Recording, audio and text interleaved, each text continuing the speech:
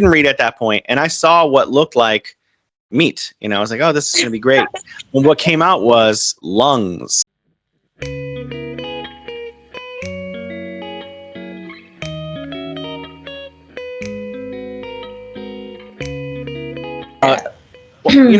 I was going to ask you about safety. I don't know anything about Nigeria, honestly.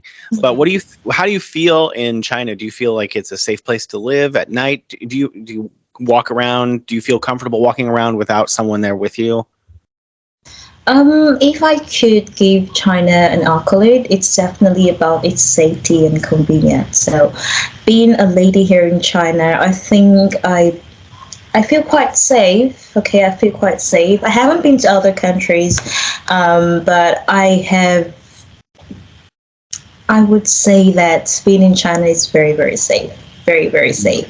No matter what time you're going out or coming into your house or traveling, everything, it just gives you the sense and the safety. Yeah. I can see from behind you that your apartment looks pretty nice. So I wanted to ask you, what was it like? Did you come over as a student? Firstly, that's first question. Yes. So are you a student now? I am. You are still, so were you getting a PhD? I'm currently doing my master's in public administration. Wow, that's awesome. So did you have to find your apartment, or was this provided for you by the university? I had to find my apartment. What was that like as a foreigner in China trying to find an apartment? This is one thing I would love to write a thesis on, to be honest with you, because I started living outside of my dormitory in 2021. Actually, that's because of the COVID, because, you have a family, you're very lucky. Unlike we don't have no family here, and we have to make friends to have family, and it's kind of stressful, especially the COVID time. Everyone was just trying to get out of their mind, and everything was just going so bizarre at that time. So the story was like this.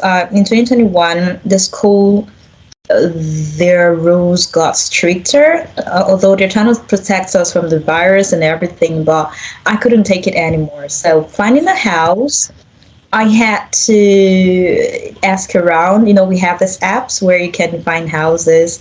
Zero. There are actually 4 of them. I had to download 4 of them, but the weirdest part of finding an apartment as a foreigner here in China is that all apartments may not be open for you. Okay, all landlords would love to have a foreigner in their house, even if you speak all the best Chinese. I'm not sure why, and I would love to know why. And secondly, I feel like looking for an apartment here in China is quite convenient as well. Just have your money, contact an agent, tell them your preference, and I think you're good to go. They'll give you so many choices. However, you can also be scammed in China. This is what really don't overemphasize. Yeah, I heard a lot of people being scammed by agents or people that pose to be an agent. All right, they're supposed to be an agent, sell you, pay some amount of money, will help you look for houses and all of that. So if I'm to advise from my own experience, finding a house like this, you just probably ask around. If you cannot ask around, go to the apps, go to the safer ones like 58, Baker, Angela, and all of that. So get an agent with a registered company, like, 联家, 德友, and all of that. So go through them, make sure you read any contract before signing. Reread, paraphrase, ask them to translate to English if possible, or you do it yourself, because I'm not sure why I'm saying all this, because I actually explained this on my YouTube channel about how you can get away from fake agents. So when everything is solved, another important thing is ask to see your landlord if possible. Ask to see your landlord in person, so you know whom you're dealing with and whom you're staying in his or her house, right? So if all this are settled and you feel like, okay, I love the house, the price is okay for me, then just go ahead. Because yeah, if everything is okay and the landlord says yes, then no problem.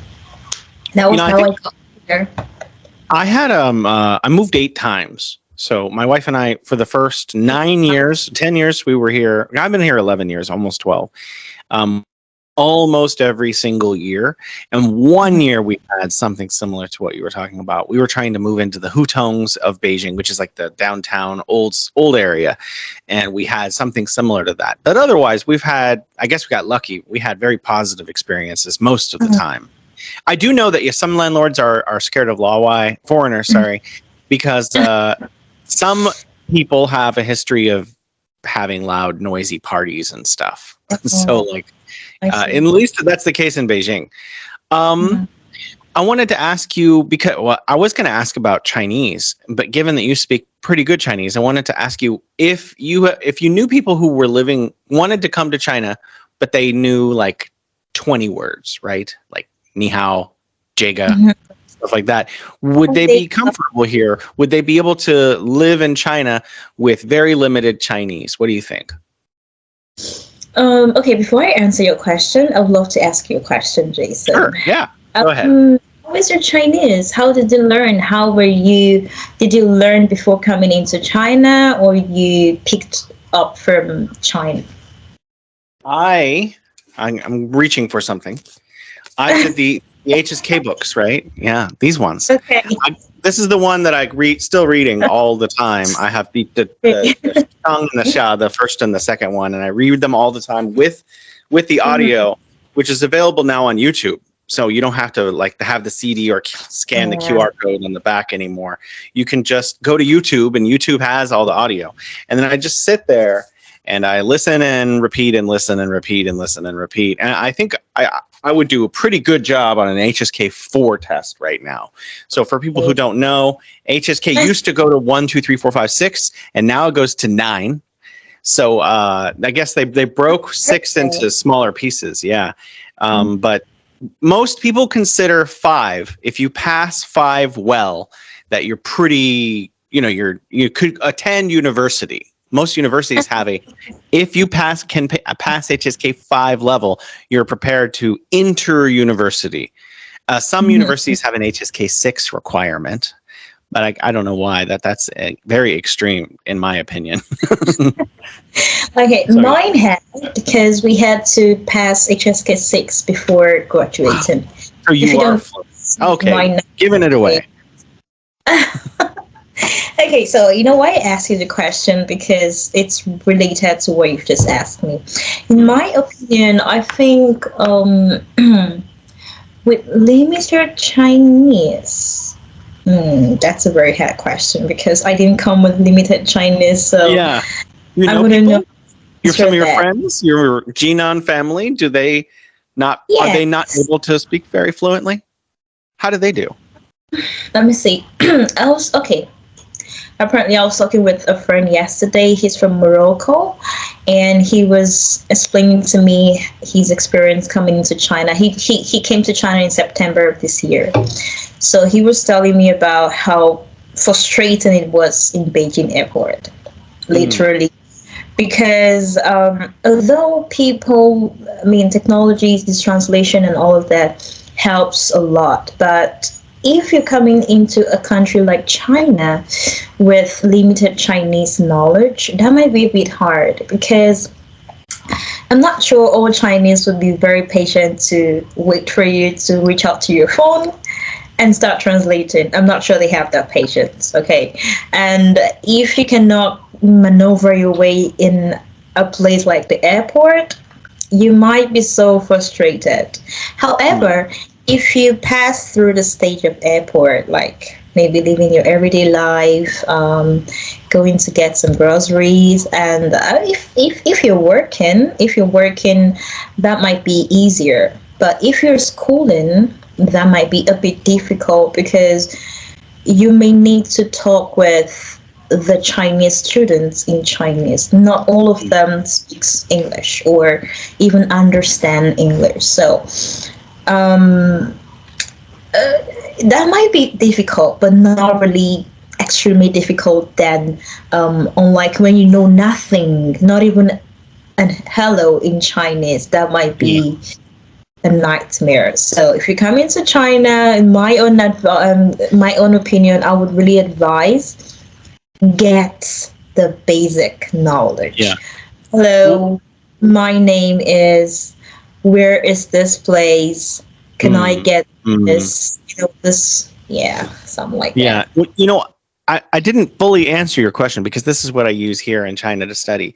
But when I was living back at home in San Francisco, I did take, it was a junior college. We have colleges and we have junior colleges. Junior colleges are for like easy classes, kind of about everything, history, basic stuff.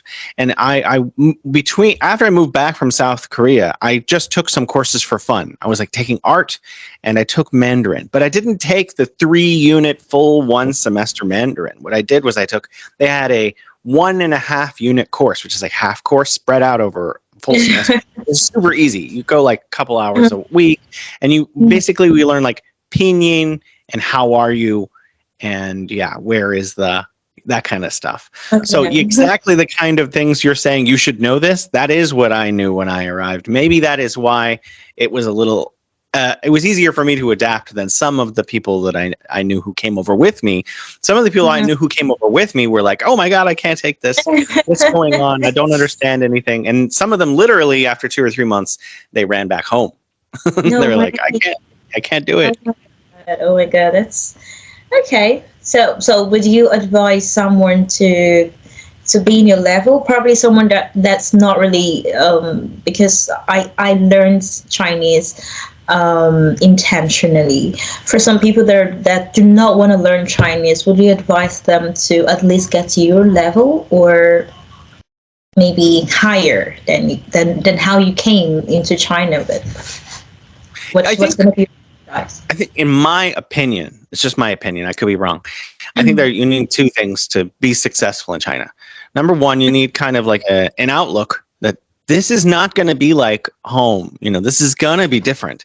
You have to expect that people are going to behave differently. And that can take all kinds of forms that you don't expect. So you have to expect the unexpected and be okay with that.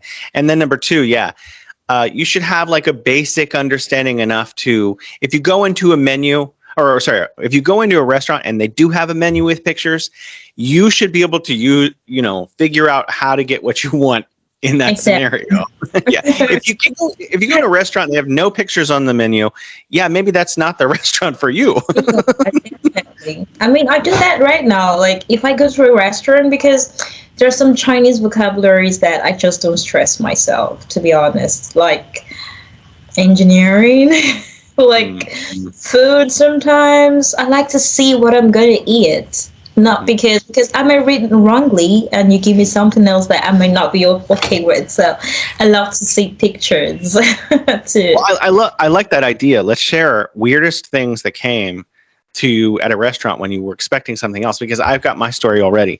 This was my first year in China and I was using pictures actually. I couldn't read at that point. I can now. I couldn't read at that point and I saw what looked like meat. I was like, oh, this is going to be great. And what came out was lungs. So they served like lungs, like chopped up. It wasn't even like super well cooked. It was just like kind of cooked lungs. And I was like, okay, maybe I'm going to be rude here and not eat this, but still pay for it. You know what I mean? Wow. Oh, yeah. I mean, it happens. It happens sometimes, and that's normal.